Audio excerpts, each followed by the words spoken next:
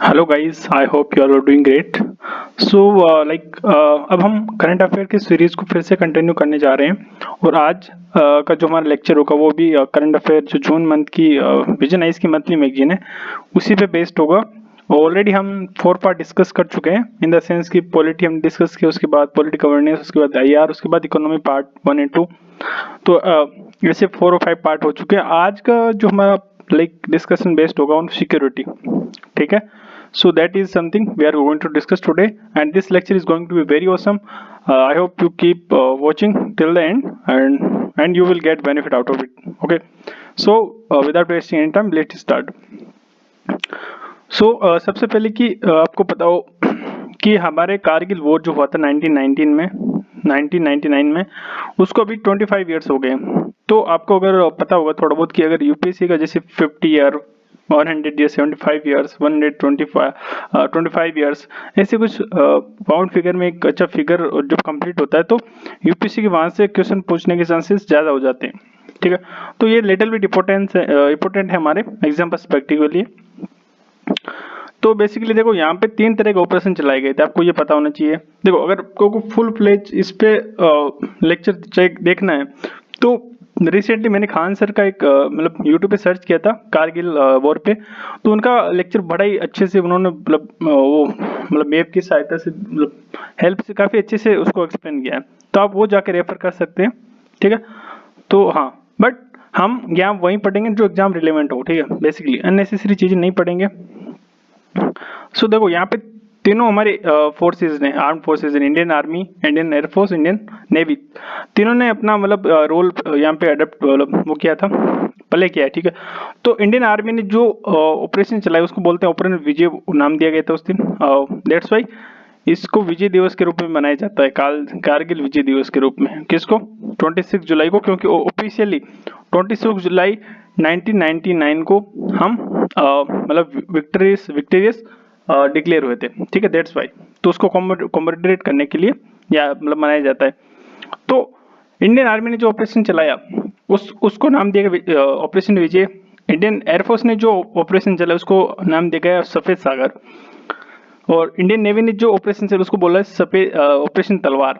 तो देखो आपको यह कंफ्यूजन ये हो सकता है, बाई चांस मैचिंग में पूछ ले, आई डोंट थिंक कि ऐसा क्वेश्चन पूछेगा, बट बाई चांस हो इतना पूछ ले आपसे कि, तो याद रखना कि सागर का मतलब नेवी होती है, नेवी सागर के लिए होती है, बट एक्चुअली में यहाँ पे ये उसका उल्टा हो जाएगा। सागर के लिए ऑपरेशन सफेद सागर एयरफोर्स ने चलाया, बस इतना से याद रखना। तलवार किसका हो जाएगा? ऑब्वियसली नेवी का हो जाएगा फिर। ठीक है, तो ये कारगिल वॉर कब हुआ ये सब कुछ, तो देखो एग्जाम रिलेवेंट चीजें नहीं है सच हमारे लिए। सबसे ज्यादा काम की चीजें यहाँ की लोकेशंस, कि कौन कौन सी लोकेशंस पे वॉर हुए थे, क्या क्या होते, उनका location north to east, east to west, ये सब कुछ हमारे लिए इंपॉर्टेंट है। ठीक है, तो देखो सबसे पहले हमें अगर पता करना हो तो यहाँ पे अगर आपको पता हो कि थोड़ा बहुत आइडिया हो तो टाइगर हिल, यहाँ पे सबसे लास्ट में हमने इंडिया का वो झंडा फहराया था। ठीक है, तो इसको आपने जिस कब्जा कर लिया ना, उसके बाद इंडियन आर्मी एक तरह से विनर हो गई। ठीक है, विनर उसको डिक्लेयर कर दिया गया। तो देखो बटालिक, ये आई थिंक एक डिस्ट्रिक्ट है कारगिल, उसके लद्दाख आई थिंक अभी तो आता है, जम्मू एंड कश्मीर ड्यूटी में आता है। ठीक है, और ये जो इंडस, देखो ये सिगार रिवर है। ठीक है, और ये इंडस रिवर यहाँ से गुजरती है। ठीक है, राइट, तो ये हो गया। उसके बाद NH1 यहाँ से गुजरता है, NH1 यहाँ से। ठीक है, और NH3 है। ठीक है, और हमारे लिए काम का जो देखो काबुल टॉप है जो थोड़ा नॉर्थ वर्ड है, सबसे ज्यादा नॉर्थ वर्ड कौन है? काबुल टॉप। ठीक है, जो हिल है। उसके बाद पॉइंट 5140, ये जो पॉइंट है, एक्चुअली में देखो पॉइंट यहाँ पे जो छोटे छोटे हिल्स हैं उनको भी पॉइंट से सिंबल दिया गया है। ठीक है, तो आप याद रखना अपने को, काबुल टॉप सबसे ज्यादा नॉर्थ में है। उसके बाद क्या है? 5140। ठीक है, उसके बाद किसका नंबर आता है? उसके बाद आता है आपका टाइगर हिल। टाइगर हिल, और टाइगर हिल के बाद 0.4875, उसके बाद टोलुलिंग। ठीक है, नॉर्थ तो आपके ईस्ट टू वेस्ट क्या है? ये सबसे वेस्ट में कौन है? 0.4875। सबसे ईस्ट में कौन है? काबुल टॉप। अगेन जो नॉर्थ में सबसे ज्यादा, वही क्या है आपका सबसे ईस्ट में बोल सकते हैं, ठीक है। ये ठीक है। उसके बाद टाइगर हिल, उसके बाद लिटिल बिट, ठीक है। टुलोलिंग पॉइंट 5140, और उसके बाद ये काबुलो टॉप सबसे ईस्ट में। तो ये लोकेशंस हमारे लिए थोड़ा इंपॉर्टेंट है। और द्रास जो रीजन है आपको पता होगा सबसे ज्यादा ड्राइएस्ट रीजन है, ठीक है, क्योंकि यहाँ पे मॉइस्चर बहुत कम होती है, क्योंकि ये आपके जो हिमालयन माउंटेन्स है, ठीक है, काराकोरम वगैरह जो रेंज है, उनके ये विंडवर्ड जो विंडवर्ड क्या उसके लीवर्ड साइड में लोकेटेड होता है, ठीक है। हम ज्योग्राफी का कॉन्सेप्ट है कि जो मतलब माउंटेन होता है ये, ठीक है, जैसे ये माउंटेन है तो ये होता है एक से विंड वेरी है, तो अगर ये यहाँ जो प्लेसेस लोकेटेड है उनको बोलेंगे विंडवर्ड साइड, और यहाँ जो प्लेसेस होंगे उनको बोलेंगे लीवर्ड साइड, ठीक है। तो यहाँ पे बहुत ज्यादा बारिश कम होती है और मॉइस्चर भी बहुत कम होती है, ठीक है। तो ये Dras, that's why it is like one of the driest places in the world. अब ये हो गया हमारे लोकेशंस इंपॉर्टेंट, ये हमारे काम का नहीं है सच कुछ भी, ठीक है। आप इसको इग्नोर कर सकते हैं, क्या किया गया था क्या नहीं किया गया था, ठीक है, ये सब कुछ काम का नहीं है। हमारे लिए काम का ये है कि हमारे जो डिफेंस आर्किटेक्चर के उसको काफी स्ट्रेंथ किया गया है। उसके बाद हमारी गवर्नमेंट ऑफ इंडिया ने क्या प्रोएक्टिव अप्रोच लिया, जैसे उन्होंने क्या किया, एक डिफेंस इंटेलिजेंस एजेंसी बनाई जो कि ट्राई सर्विस, मतलब जिसमें आर्मी, एयरफोर्स, नेवी तीनों हैं, ठीक है, जो मिनिस्ट्री ऑफ डिफेंस के अंडर आता है। तो ये एक ट्राई सर्विस बनाया गया इंटेलिजेंस के लिए, तीनों के लिए यूज हो सकता है, ठीक है। अदर एफर्ट्स की वजह से रेडार सैटेलाइट 2, रीसेट 2 जिसे लॉन्च किया इसरो ने, किसके लिए, रेडार इमेजिंग सैटेलाइट, जिससे क्या आप वो ऑल वेदर कनेक्टिविटी के थ्रू पर जो अर्थ की सारी इमेजेस ले सकते हैं, जिससे क्या बॉर्डर एरिया पे आपको जो मोमेंट्स होती है वो पहले पता हो जाती है। अदरवाइज क्या, जब कॉरविल का वॉर हुआ था हमारे पास पहले इनपुट नहीं थे, ठीक है। तो एक तरह से ये हमारे इंटेलिजेंस का भी फेलियर था, और हमारे पास इतना क्या बोल सकते हैं एडवांस सैटेलाइट सिस्टम नहीं था कि हम जो पाकिस्तानी जो उन्होंने जो भेजे थे उनका क्या कर सके, मोमेंट ट्रैक कर सके। तो that was there was some failure on our side as well. उसके साथ ही नेशनल सिक्योरिटी काउंसिल भी बनाई गई, ठीक है। कब बने, 1998 में। ये पहले ही बना दी गई थी, और ऑब्वियसली आपके जो कारगिल वॉर से पहले की है। तो इसमें क्या है कि कौन कौन मेंबर होते हैं हमें याद रहिए, क्योंकि पूछा जा सकता है, क्योंकि बॉडी डिफेंस रिलेटेड काफी इंपॉर्टेंट बॉडी है। तो प्राइम मिनिस्टर इसके हेड होते हैं, अदर मिनिस्टर जैसे home minister, defence minister, economics minister, finance minister के मेंबर्स होते हैं। तो मोस्ट इंपोर्टेंट जो आपकी कैबिनेट मिनिस्ट्रीज होती हैं उनके जो मिनिस्टर होते हैं वो इसके मेंबर हैं। इसके साथ नेशनल सिक्योरिटी एडवाइजर इसके सेक्रेटरी होते हैं, ठीक है, ठीक है। तो अभी जो अजीत डोवाल साहब है वो इसके सेक्रेटरी हैं ऑब्वियसली। न्यूक्लियर कमांड अथॉरिटी वो इस्टेब्लिश की 2003 में, और इसकी जो पॉलिटिकल काउंसिल उसके हेड प्राइम मिनिस्टर है हमारे, और जो कि न्यूक्लियर वेपन्स का क्या मतलब कब यूज करना है कब नहीं करना उसकी क्या देते हैं, परमिशन देते हैं। इसके बाद सीडीएस जो चीफ ऑफ डिफेंस स्टाफ अभी रिसेंटली क्रिएटेड किया 2019 में, ठीक है, जनरल विपिन रावत जिनका हेलीकॉप्टर पे क्रेश हो गया था वो फर्स्ट सीडीएस थे, और ये permanent chairman of chief of staff committee है। ये यूपीएससी प्रीलिम्स 2024 में की भी स्टेटमेंट दिया गया था, ठीक है, सीडीएस से रिलेटेड।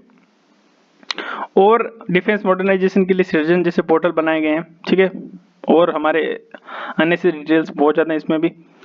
हाँ, विलेज वाइब्रेंट प्रोग्राम चला गया है बॉर्डर एरियाज को ज़्यादा फैसिलिटीज देने के लिए, ठीक है। तो ये बोल सकते हो आप, काफ़ी अच्छा इनिशिएटिव है। अब ये हमारे काम का चीज़ उतना ही था। अब नेक्स्ट हमारा है जो टॉपिक वो national security strategy.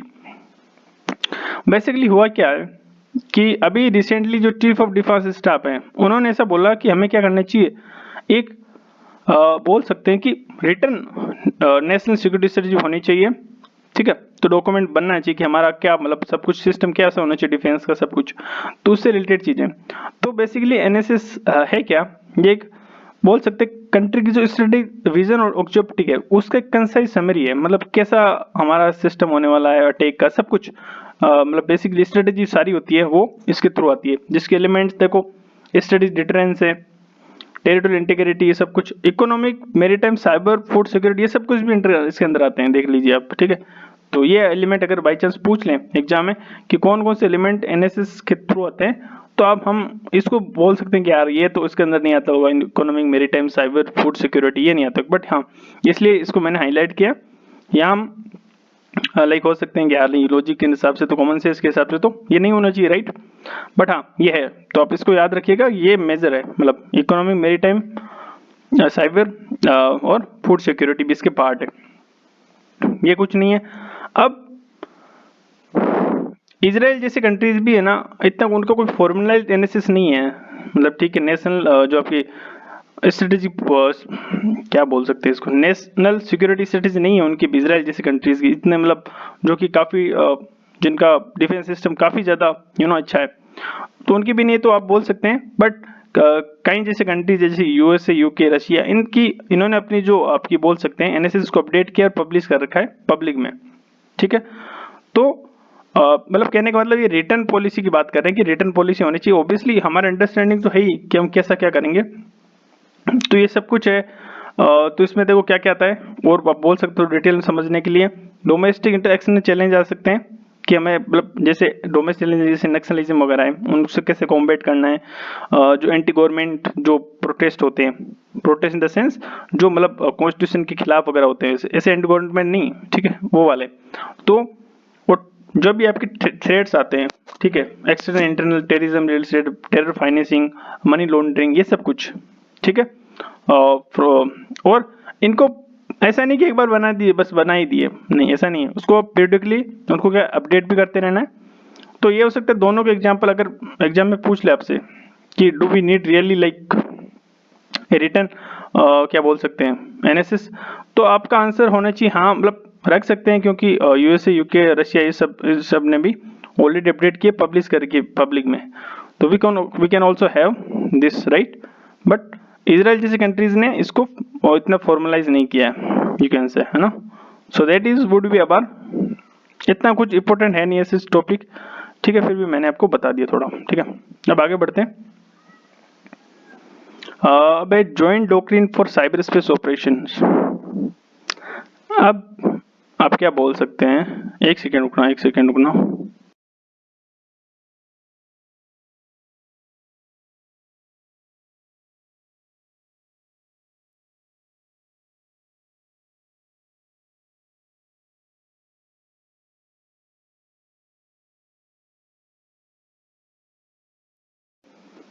Hello, so yeah we are going to continue कि joint doctrine for cyberspace operations, ठीक है, जो ये है, ठीक है। तो उसमें क्या है कि अगेन जो चीफ ऑफ डिफेंस सीडीएस ने क्या बोला, नहीं मतलब इस बार रिलीज ही कर दिया, मतलब joint doctrine of cyber space operations. तो इसमें हो है क्या एक्चुअली में, इसमें ये है कि हमारी जो मिलिट्री है, ठीक है, वो साइबर स्पेस ऑपरेशंस को कैसे मतलब हैंडल करने वाली है, इसके बारे में फ्यूचरिस्टिक विजन सब कुछ दे रखा है, तो ये सब कुछ बताया गया इसमें। अब साइबर स्पेस वॉरफेयर में क्या क्या आता है आपको पता ही होगा, कि जो पॉलिटिकली मोटिवेटेड जो चीज़ें होती है, वो क्या करते हैं, कंप्यूटर या इन सब नेटवर्क के थ्रू क्या करते हैं, किसी कंट्री को टारगेट करते हैं, जिसमें एक स्टेट और नॉट से दोनों टारगेट, जैसे टेररिस्ट भी हो सकते हैं और किसी एनिमी कंट्री भी हो सकता है, ठीक है। तो ये सब कुछ होता है, और इतना ऐसा चीज में इम्पोर्टेंट है नहीं हमारे लिए। इम्पोर्टेंट यहाँ से ये है कि जो चीफ ऑफ डिफेंस स्टाफ है, उनकी पोस्ट जो वो है, वो काफ़ी ऑब्वियस उनका इम्पोर्टेंट, क्योंकि इस बार यूपीएससी 2024 में क्वेश्चन पूछा था उनके रिलेटेड। तो देखो उनका जो क्या बोल सकते हैं पोस्ट है, 2019 में क्रिएट हमने ऊपर देखा है, 4 स्टार का जनरल है, वो इसके एलिजिबल है बनने लायक, ठीक है। तो ये रिकमेंडेशन दिया था के सुब्रमण्यम ने, कमेटी रिमोट ने, उन्होंने बोला कि ये होना चाहिए पोस्ट, ठीक है, ताकि तीनों को पोजीशन इजी हो जाए। तो अब देखो ये इनकी पावर क्या है, वो हमारे लिए इंपॉर्टेंट है।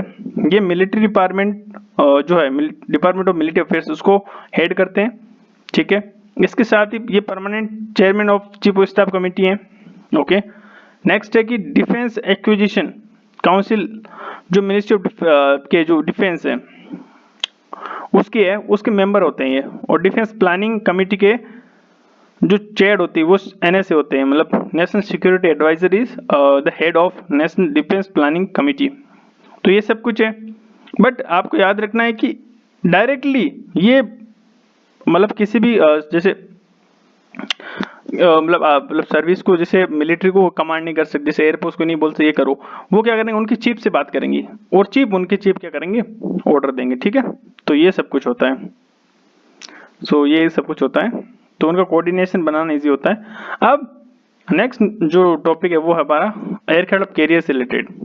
तो रिसेंटली जो हमारे डिफेंस मिनिस्टर उन्होंने बोला कि इंडिया जो हमारा सेकंड इंडिजिनियस एयरक्राफ्ट बनाने की शुरुआत करने वाला है, और उन्होंने बोला कि हमें एटलीस्ट फ्यूचर में 5 to 6 एयरक्राफ्ट और एयरक्राफ्ट करियर और चाहिए। ठीक है, अब एयरक्राफ्ट करियर का फायदा क्या है वो मैं देखो पहले बता दूं। एयरक्राफ्ट करियर होता कैसा है, ये होता है एयरक्राफ्ट करियर, आपने कई मूवीज वगैरह में देखा होगा। ठीक है, तो इसकी देखो इसमें बहुत सारे फैसिलिटीज होते हैं, जैसे आप इस पे एयरक्राफ्ट उतार सकते हो, यहाँ से लैंड करवा सकते हो, यहाँ से टेक ऑफ करा सकते हो। तो यहाँ पे बहुत फैसिलिटी, हेलीकॉप्टर वगैरह तो ऑब्वियसली उतार ही सकते हैं। तो यहाँ पे बहुत बड़ा एक्सटेंसिव ये होता है। इवन यहाँ पे वॉर हेड भी आप मिसाइल या सिस्टम भी होता है यहाँ पे कई बार। ठीक है, तो उसको भी ये कर सकता है। ठीक है, तो अब हमारे लिए काम का चीज ये है कि देखो इसका काम क्या जैसे क्या क्या कर सकता है। सर्वेलेंस कर सकता है किसी कंट्री का, मतलब कई जगह पे। ठीक है, अपने रेडार सिस्टम से एयर डिफेंस कर सकता है, मिसाइल वगैरह होती है तो उसका फायदा होता है। और बहुत सारे मतलब ये जो जैसे एयरक्राफ्ट जैसे रफाल वगैरह इनको रख सकता है, तो उनका यूज किया जा सकता है। और सी लाइन ऑफ कम्युनिकेशन को प्रोटेक्ट कर सकता है। ठीक है, जैसे यहाँ पे कोई मतलब ठीक लग रहा है कि कुछ प्रॉब्लम है, जैसे टेररिस्ट की जो मतलब शिप्स वगैरह हैं, तो यहाँ पे जाके क्या कर सकता है, यहाँ पे बहुत सारे मतलब ऑब्वियस सोल्जर वगैरह रह सकते हैं इसके ऊपर, तो उनको ये देख सकता है, प्रोटेक्ट कर सकता है। और सबमरीन के अगेंस्ट ये वॉरफेयर कर सकता है। ठीक है, जैसे कोई सबमरीन है यहाँ पे, वो यहाँ पे लॉन्च करी मिसाइल्स वगैरह। ठीक है, ये अंडर वाटर है, तो एयरक्राफ्ट इसके पास भी मिसाइल की कैपेसिटी हो सकती है, प्लस एयरक्राफ्ट वगैरह होते हैं यहाँ पे, बहुत सारे ड्रोन्स हो सकते हैं, बहुत सारे यहाँ पे रख सकते हैं, बहुत सारा मतलब स्पेस होता है, तो ये इसका मुकाबला कर सकता है बेसिकली। ठीक है, ये बेसिक कॉन्सेप्ट है इसका, राइट। तो होता ये सब कुछ है। तो अब हमारा जो नेवी पर्सपेक्टिव प्लान था 1985 से लेकर 2000 तक, उसने बोला कि हमारे पास 3 एयरक्राफ्ट कैरियर होने चाहिए। ठीक है, जिसमें 2 तो होने चाहिए, एक वेस्ट को, जैसे ये इंडिया है। ठीक है, ये इंडिया हमारा, ये मतलब साउथ साइड का है, तो यहाँ वेस्ट कोस्ट है, वेस्ट कोस्ट है, ये ईस्ट कोस्ट है, तो एक तो यहाँ पे होना चाहिए, एक ईस्ट कोस्ट में होना चाहिए। ठीक है, एक हमारे पास मतलब फ्री रहना चाहिए कि जब भी जरूरत पड़े वो कहीं पे चला जाए। ठीक है, ऐसा ये सिस्टम होना चाहिए हमारे पास। तो अभी एटलीस्ट 3 होना चाहिए। ठीक है, अब क्या बोल सकते हैं, अभी आपके जो हमारी नेवी, इंडियन नेवी, उसके पास 2 एयरक्राफ्ट हैं, INS विक्रमादित्य और INS विक्रांत, जिसमें INS विक्रमादित्य रशिया से हमने लिया है, और INS विक्रांत ये जो हमारा है इंडिजिनियसली डेवलप्ड है, अभी रिसेंटली डेवलप किया इंडिया ने, मतलब बनाया है इसको।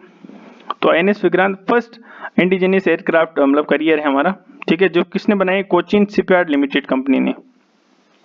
ठीक है, तो हमें ये पता होना चाहिए कोचिन शिपयार्ड कंपनी इतनी इंपॉर्टेंट है, क्योंकि देखो aircraft carrier banana it's not an easy task at all, क्योंकि अब तक ओनली 4 कंट्रीज है जो मतलब बना सके, जैसे चाइना, फ्रांस, यूएसए और यूके, और आपका जो क्या बोल सकते हैं रशिया। तो P5 कंट्रीज ही बस इसके एक्सेस है वो बना सके हैं। तो इंडिया ने बनाया, तो it's like a very big achievement for India.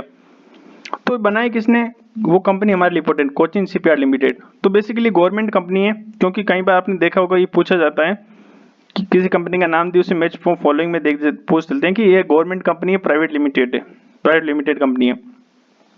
तो बेसिकली ये 1972 में इसे गवर्नमेंट ऑफ इंडिया ने पूरा मतलब इसको कर लिया है, ओन कर ली। ठीक है, तो बेसिकली ये सबसे बड़ी बिगेस्ट शिप बिल्डिंग कंपनी है आपकी इंडिया की। ठीक है, नेक्स्ट क्या याद, हाँ अच्छा ये ठीक है, ये बता ही दिया मैंने। ठीक है, कोचिन शिपयार्ड कंपनी जो है वो ये स्टार्ट उसने बनाया था, और ये मतलब सेकंड एयरक्राफ्ट बनाने की कोशिश करने वाली है, शुरू करने वाली है। ठीक है, अब एयरक्राफ्ट करियर को जनरली 3 उसमें कैटेगरीज में डिवाइड किया गया है। एक को काटोबार बोला है, एक स्टोबोबार बोला है, एक को स्टोबल बोला है। तो ये सबसे बेस्ट क्वालिटी होती है, मतलब हाईएस्ट लेवल की एयरक्राफ्ट ये होते हैं, जिसमें क्या होता है, जिसमें यूएसए वगैरह होते हैं, फ्रांस, चाइना, इनके पास है। ठीक है, ऐसे एयरक्राफ्ट मतलब ये एयरक्राफ्ट क्या कर सकते हैं, लॉन्च कर सकते हैं हेवी पेलोड्स के साथ। ठीक है, ये इतना से आप याद रख सकते हो, मतलब इनके पास सारी कैपेबिलिटीज हो सकती हैं। बोल स्टोबार क्या होते हैं, ये इंडिया जैसे कंट्रीज, इनके पास INS विक्रमादित्य, विक्रांत, ये और रशिया, चाइना। देखो आपको पता है कि रशिया के, चाइना के पास बहुत सारे एयरक्राफ्ट कैरियर्स हैं। ठीक है, तो उसमें दोनों तरह के मतलब एयरक्राफ्ट कैरियर रहते हैं, काटोबार वाले भी और स्टोबार वाले भी। ठीक है।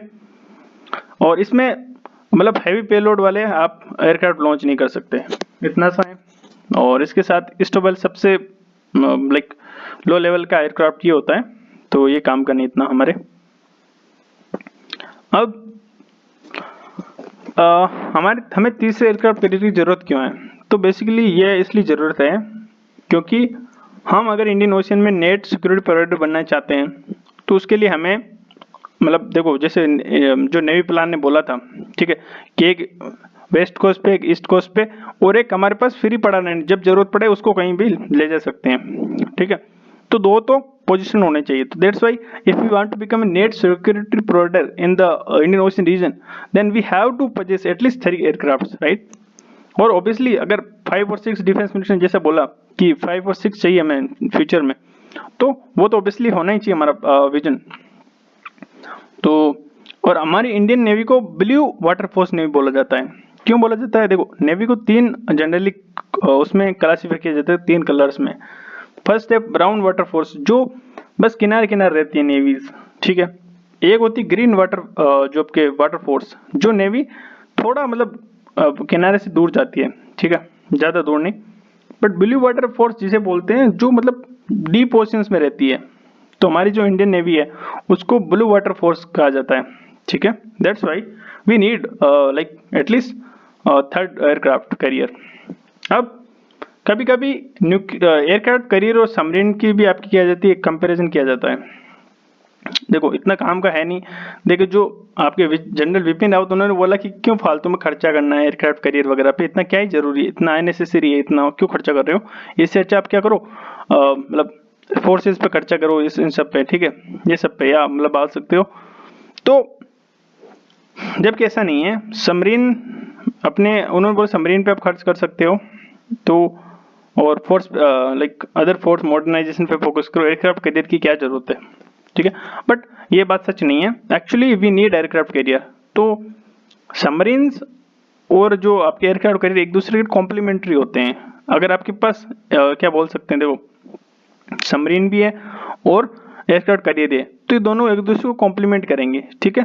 तो ये it is a like win win situation अगर ये दोनों एक साथ होते हैं तो। अब नेक्स्ट हमारा जो टॉपिक है वो है हमारा फोरेंसिक साइंस। अभी रिसेंटली जो हमारे भारतीय साक्ष्य अधिनियम 2023 अभी जो बना था, जो हमने पॉलिटी एंड गवर्नेंस सेक्शन में डिस्कस किया था, उसमें हमने ये भी डिस्कशन किया था, आई थिंक किया भी होगा, कि जो क्राइम्स, जिन क्राइम्स का पनिशमेंट 7 ईयर और मोर होता है, उनका आपको क्या करना, फोरेंसिक इन्वेस्टिगेशन क्या करना है, मैंडेटरी है, ठीक है। मतलब जिन क्राइम के अंडर आपको मैक्सिमम पनिशमेंट 7 ईयर और मोर हो सकती है ना, उन क्राइम्स के केसेस में आपको करना फोरेंसिक इन्वेस्टिगेशन कंपलसरी कर दिया गया है। आप जब फोरेंसिक इन्वेस्टिगेशन कंपलसरी कर दिया जाता है तो ऑब्वियसली क्या होता है कि हमें वो इंफ्रास्ट्रक्चर बनाना पड़ता है फोरेंसिक। हमारे पास इतना ज़्यादा भी नहीं है ना इंफ्रास्ट्रक्चर और फोरेंसिक वाला चीज़ें, ठीक है। तो इसलिए हमारी यूनियन कैबिनेट ने क्या किया, national forensic infrastructure enhancement scheme launch की है, आपकी कौन सी 2024 से लेके 2029 तक, ठीक है। ये 5 ईयर की स्कीम है बेसिकली। तो ये सब कुछ है। अब देखो कंपोनेंट कौन कौन से इस स्कीम में, जैसे नई यूनिवर्सिटी बनाना, ठीक है, कैंपस मतलब बनाना, लेबोरेटरीज बनाना फोरेंसिक, और जो आपका जो पैसा बजट जो लगेगा इसके लिए फोरेंसिक के लिए, वो आप होम मिनिस्ट्री देगी अपने बजट से, बस इतना सा है। और फोरेंसिक में कौन कौन से आते हैं चीज़ें, मतलब फोरेंसिक होती क्या है बेसिकली, एक तरह से साइंटिफिक और टेक्निकल मेथड होते हैं जिससे क्या होता है इन्वेस्टिगेशन को और ज़्यादा मतलब इजीली समझा जा सकता है, तो उनको एविडेंस वगैरह कलेक्ट करने में इजी होता है। तो ये सब कुछ है जिसमें देखो डीएनए सैंपल्स होते हैं, फिंगरप्रिंट्स, बायोमेट्रिक, ये सब कुछ आते रहते हैं, ठीक है। तो ये सब कुछ इसके अंडर आता है। आपने देखा ही होगा सीआईडी वगैरह या क्राइम पेट्रोल वगैरह में, अगर आप कभी देखें तो, या वैसे भी आप केसेस वगैरह न्यूज़ में पढ़ते हो तो आपको पता ही होगा, इतना तो बेसिक मूवीज में भी आता है आजकल तो बहुत ज़्यादा ये सब कुछ। हाँ, अब उसके बाद हमारे इंडिया में चैलेंजेस क्या है वो हमें पता होना चाहिए कि फोरेंसिक से रिलेटेड चीज़ें हमारे इंडिया में क्या क्या कमी है। तो सबसे बड़ी कमी ये है कि हमारे पास 40% स्टाफ की कमी है। जो हमारे फोरेंसिक लैब्स हैं 40% स्टाफ की शॉर्टेज है ये बोल सकते हो, ठीक है। तो यहाँ स्टाफ ही नहीं है 40% आप बोल सकते हो। तो अब वे फॉरवर्ड में क्या है, जो मालूमात कमेटी है, आई थिंक ये पुलिस रिफॉर्म से भी बनी कमेटी है, तो इसने रिकमेंडेशन दी है कि कैसे आप क्या फोरेंसिक इंफ्रास्ट्रक्चर को कैसे बिल्ड कर सकते हैं ये सब कुछ। तो उसकी रिकमेंडेशन काफ़ी इंपॉर्टेंट है। तो जब एग्जाम में पूछा जाए आपसे या प्रीलिम्स से बाई चांस पूछ ले कि फोरेंसिक किससे रिलेटेड कमेटी ने इससे रिकमेंडेशन दी है क्या, तो मालूमात कमेटी अगर आता है 2003 का, तो वो ऑब्वियसली सही हो जाएगा और मेंस में आपका ये एटलीस्ट मार्क्स इनहेंसमेंट में हेल्पफुल होगा, एक्स्ट्रा मार्क्स आपको देगा। अब नेक्स्ट जो टॉपिक है वो financial action task force FATF। ये काफ़ी इंपॉर्टेंट बॉडी है, ठीक है। तो अभी हुआ क्या एक्चुअली में, रिसेंटली सिंगापुर में एक मीटिंग हुई इसकी, ठीक है। उसमें क्या हुआ, म्यूचुअल इवैल्यूएशन रिपोर्ट इंडिया की आई। अब म्यूचुअल इवैल्यूएशन रिपोर्ट क्या होती है मैं आपको बता दूं, थोड़ा सा इसमें मतलब समझना है। एक्चुअली में देखो यहाँ पे आई थिंक, हाँ ये रहा, देखो इसमें क्या होता है कि जैसे आज जो कुछ कंट्रीज होती है, जैसे इंडिया की अगर आपको रिपोर्ट बनानी है कि भाई उनके पास मनी लॉन्ड्रिंग से लड़ने के लिए और टेररिज्म फाइनेंसिंग को रोकने के लिए क्या क्या इंफ्रास्ट्रक्चर है, तो उसके अगर कैपेसिटी को मतलब असेस करना है, तो उसके लिए जो पीयर कंट्रीज होती हैं वो असेस करती हैं। जैसे अभी फ्रांस हो गया, फ्रांस, UK, USA या रसिया, ये सब कुछ क्या करेंगे, ये मिलके क्या करेंगे, FATF के आपका क्या करेंगे, इंडिया की जो आपकी बोल सकते हैं टेरर फाइनेंसिंग, मनी लॉन्ड्रिंग से जो कैपेसिटी लड़ने की, उस पर रिपोर्ट बनाएगी, ठीक है। तो ये सब कुछ दैट्स वाई इसको बोलते हैं म्यूचुअल इवैल्यूएशन रिपोर्ट, ठीक है। तो अगर जैसे फ्रांस की होगा तो क्या इंडिया भी उसमें पार्टिसिपेट कर सकता है बेसिकली, ठीक है, USA कर सकता है, मतलब ये ग्रुप ऑफ कंट्रीज होती हैं जो क्या करती हैं, आपका पीव रिव्यूज करती हैं। जैसे आप आंसर राइटिंग करते हैं आप, ठीक है, आपने आंसर लिखा, अच्छा, तो आपने अपने जो क्लास जो आपके बेचमेंट है उसको बता दिया कि देखो मेरा आंसर कैसा है, तो वैसे ही एक तरह से होता है, एक तरह से, ठीक है, आप इसे ऐसे रिलेट कर सकते हो। अब देखो होता क्या है इसमें देखो 3 कैटेगरीज होती हैं म्यूचुअल इवैल्यूएशन रिपोर्ट में। फर्स्ट होती है रेगुलर फॉलो अप, ठीक है, जिसे टॉप मोस्ट कैटेगरी बोला जाता है, ठीक है। एक होती है इनहेंस फॉलो अप, मतलब जो इसकी मतलब मीडियम स्टेज में होती है। एक होती है ICRG रिव्यू, ठीक है, ये सबसे घटिया स्टेज है, मतलब ये सबसे घटिया कैटेगरी, सबसे लोअर कैटेगरी बोल सकते हो आप जिसे। तो देखो इंडिया जो है वो हमारी टॉप मोस्ट कैटेगरी में आता है, उसके पास मनी लॉन्ड्रिंग और टेरर फाइनेंस से लेने के लिए one of the best infrastructure exist करता है। अदर कंट्रीज जैसे ये है 24 कंट्रीज, जिसमें USA नहीं है, UK, इटली, फ्रांस, रशिया जैसे कंट्रीज हैं। जबकि जो USA इवन जिसे हम बहुत ज्यादा like most advance, most developed nation मानते हैं, जो मोस्ट पावरफुल नेशन है अभी करंटली, वो सेकंड कैटेगरी में आता है, ठीक है। USA, ऑस्ट्रेलिया और अदर कई मतलब यूरोपियन नेशंस हैं, ठीक है। अब ICRG में इसमें क्या होता है कि इसमें इनको डाउट ही होता है कि ये कंट्री क्या मतलब कुछ कर सकती, रोक सकती है क्या कुछ चीज़ों को। तो उस चीज़ को, डाउट को क्लियर करने के लिए उन्हें 1 साल का टाइम दिया जाता है कि अपनी जो प्रॉब्लम्स, जो वीकनेस है, डेफिशिएंसीज हैं, उनको आप ओवरकम करिए। अगर आप ओवरकम करने में सफल नहीं हुए, if you are not able to succeed in that process, then you might get into the black और ग्रे लिस्ट। तो ये आपको पता, आपने सुना होगा कि नॉर्थ कोरिया को ब्लैक लिस्ट किया गया है, ठीक है, ये सब कुछ, या ईरान को किया गया है, ठीक है। तो ग्रे लिस्ट, अभी पाकिस्तान ग्रे लिस्ट में है, ठीक है।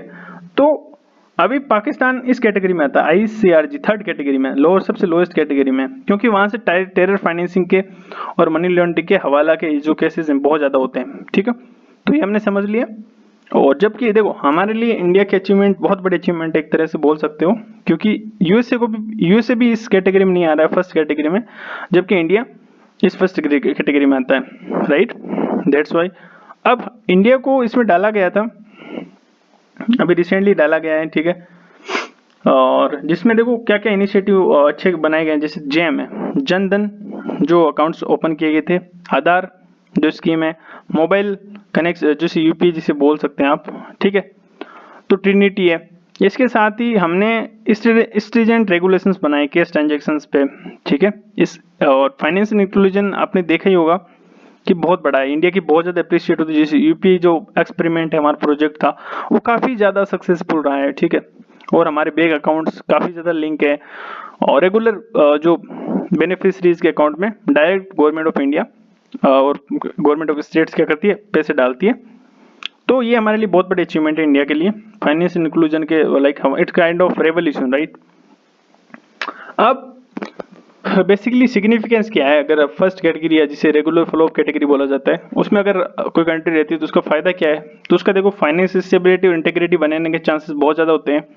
ग्लोबल फाइनेंशियल मार्केट एक्सेस होती है उसके पास, मतलब बेसिकली जो सॉवरेन जो रेटिंग एजेंसीज है, जो हमने बात की मूडी और जो फिनटेक वगैरह हैं, ठीक है, तो वो क्या करते हैं, अच्छे से रेट करती है। ऑब्वियसली इंडिया के साथ अभी वो बोलते हैं कि अभी भी 22 एक्सपर्ट बोलते हैं कि उनका जो क्या बोलते हैं रेटिंग का प्रोसीजर इतना ज़्यादा ट्रांसपेरेंट नहीं है। दैट्स वाई इंडिया को भी BBB में डाला जाता है, मीडियम स्टेज में डाला जाता है। तो बट हाँ, ये बोल सकते हैं कि आप जैसे जो इन्वेस्टर हैं उनके लिए काफ़ी ये होता है कि हाँ इस कंट्री इज़ वेरी सेफ। इसके साथ यूपी ग्लोबल एक्सपेंशन हमने देखा है, यूपी का काफ़ी ज़्यादा सक्सेसफुल प्रोजेक्ट रहा हमारा, और इंडियन स्टैंडर्ड के लिए कमिटमेंट ये शो करता है। अब हमारे लिए यहाँ से ये इंपॉर्टेंट है कि जो हमारी बॉडी है, ये फाइनेंस एक्सेस टास्क फोर्स जिसे FAT बोलते हैं, ये बनी कब थी, इसका क्या प्रोसीजर वगैरह होता है, इसका क्या फंक्शंस हैं, ये थोड़ा अपन देख लेते हैं, ठीक है। तो बेसिकली ये बनी थी 1989 में। 1989 में ग्रुप ऑफ G7 कंट्रीज ने बनाया था इसे, पेरिस में, जो फ्रांस की कैपिटल है। तो अभी करंटली इसके 38 मेंबर्स हैं। ऑब्वियसली रशिया इसके मेंबर, बट करंटली इसकी मेंबरशिप को सस्पेंड कर दिया गया है और इंडिया मेंबर बना है 2010 में, ठीक है। तो याद रख सकते हैं 38 मेंबर्स हैं, इतना तो याद रह जाएगा। रोल क्या है इसका, ये इंटरनेशनल वाचडॉग है मनी लॉन्ड्रिंग को रोकने में, टेरर फाइनेंसिंग को रोकने के लिए, और इस टाइप को आपके जो इंटरनेशनल फाइनेंस सिस्टम को और स्ट्रेंथ करने के लिए इसका रोल काफ़ी इंपॉर्टेंट है। ये फाइनेंशियल इंक्लूजन पे काफ़ी फोकस करती है।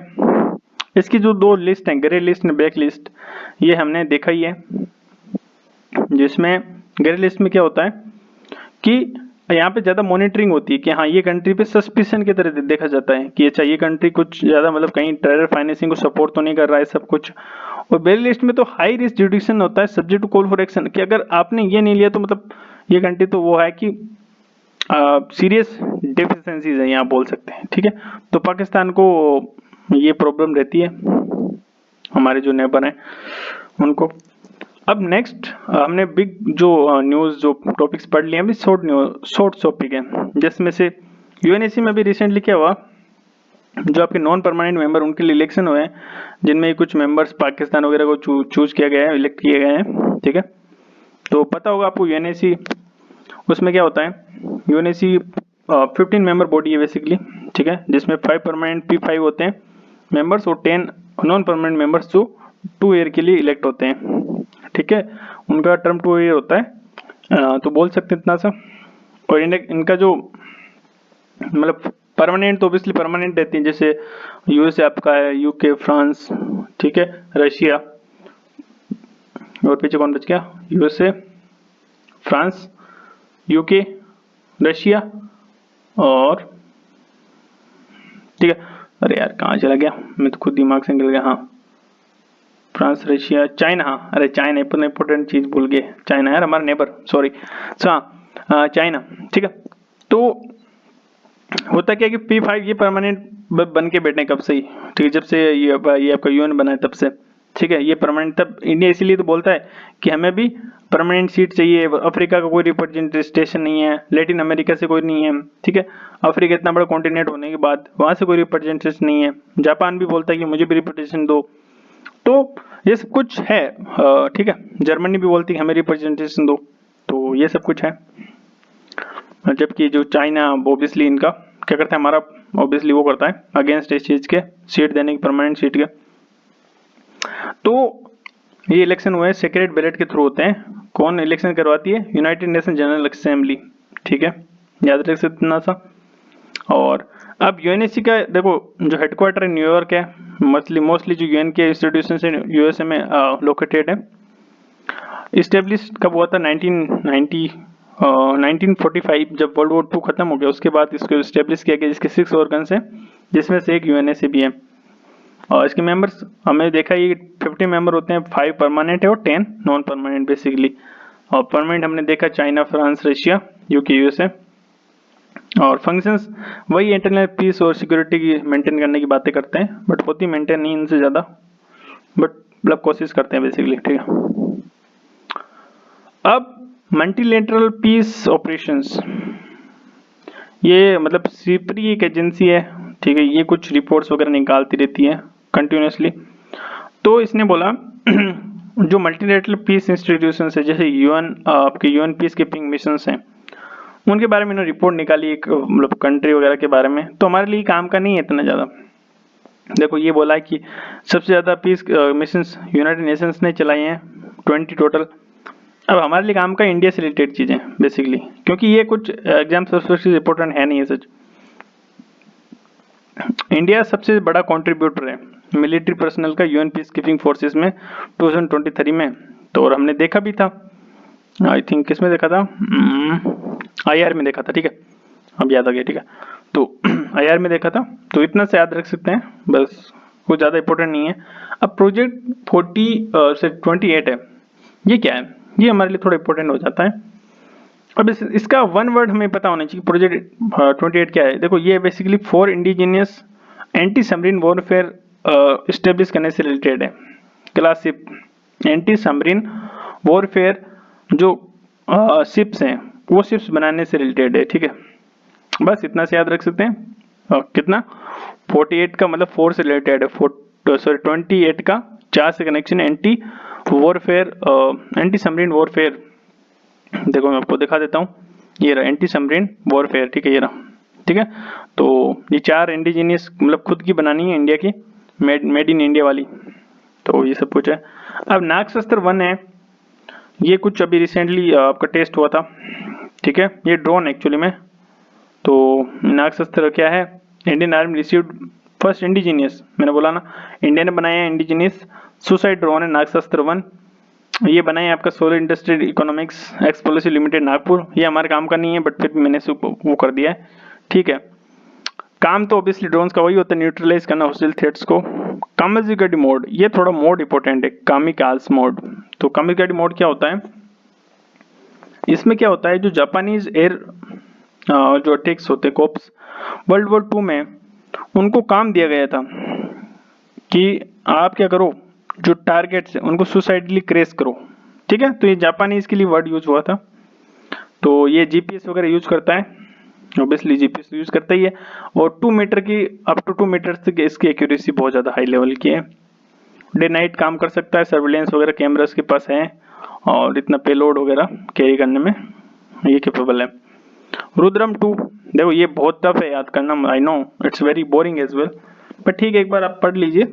आई डोंट थिंक इतना याद करना पॉसिबल भी होगा, बट ठीक है एक बार आंखें बाहर निकाल लेते हैं, फिर इंपॉर्टेंट चीज़ों मैं बता ही दूंगा आपको कि ये याद रखना है।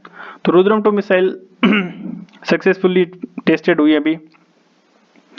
ये इंडिजिनली डेवलप्ड है, सोइल प्रोपोल्ड है, ठीक है। एयर टू सरफेस इसका वो है सिस्टम कि मतलब एयर से सरफेस पे अटैक करती है बस। और क्या है, डिफेंस डीआरडीओ ने इसको बनाया है बेसिकली। और इसकी जो रुद्रम फर्स्ट मिसाइल आई थी 2020 में आई थी, ये 22 में आई है, 24 में आई है। और जो रुद्रम जो थी वो फर्स्ट इंडिजिनियस आर्म्स वो बोल सकते हैं इंडियन एयरफोर्स का है। और इनमें नेविगेशन सिस्टम वगैरह है, पता ही इसमें क्या है इतना, बट ठीक है ये होता है, ठीक है, इतना कोई काम का नहीं हमारे। अब माइक्रोवेव ऑब्जर्वेंट चेप रॉकेट, ये जो बनाए गए हैं ये डीआरडीओ ने बनाए, बस इतना से याद रख सकते हैं, और कुछ ज़्यादा काम का नहीं है। Javelin anti tank weapon system, अब जेवलिन से आप नीरज चोपड़ा याद आते हैं, उन्होंने रिसेंटली आपके जो पेरिस ओलंपिक्स में सिल्वर मेडल जीता है, ठीक है, तो याद उनको रख सकते हैं थोड़ा। तो ये एंटी टैंक पर अटैक करने के लिए यूज होता है, मतलब वन मैन मेड, मतलब सिंगल इंडिविजुअली इसको यूज किया जा सकता है बेसिकली, आप बोल सकते हो। तो सिंगल मैन पोर्टेबल मतलब इसको ले जा सकते हो कहीं भी, means middle range anti tank weapon system है ये। बस ऑटोमेटिकली गाइड करता है अपने आप को, ज़्यादा इसमें ध्यान देने की जरूरत, फायर एंड फॉरगेट प्रिंसिपल है बस। तो जब इंडिजिनियसली चीज़ें होती है तो काम की होती है हमारे लिए। तो बेसिकली इंडिजिनियसली नहीं यार, ये इंडिजिनियसली बना नहीं है। बेसिकली इंडिया और यूएसए इसको साथ जो क्या बोल सकते हैं को प्रोडक्शन करने की बात कर रहे हैं, अभी बनाना शुरू नहीं किया है। और ये कुछ एक्सरसाइज जिमैक्स जापान और इंडिया मिलके बनाया एक्सरसाइज करते हैं, किस रिलेटेड मेरी टाइम एक्सरसाइज, नेवी इंडियन दोनों की नेवीज पार्टिसिपेट करती है जिमैक्स में। होपेक्स में इजिप्ट और इंडिया की जो आपकी एयरफोर्स है वो पार्टिसिपेट करती है, याद रख सकते हैं इतना सा। और ये हमारा जो सिक्योरिटी पार्ट है वो पूरा होता है। So thank you guys for your time, I hope this discussion are very real helpful for you. Thank you for your time, take care, bye bye.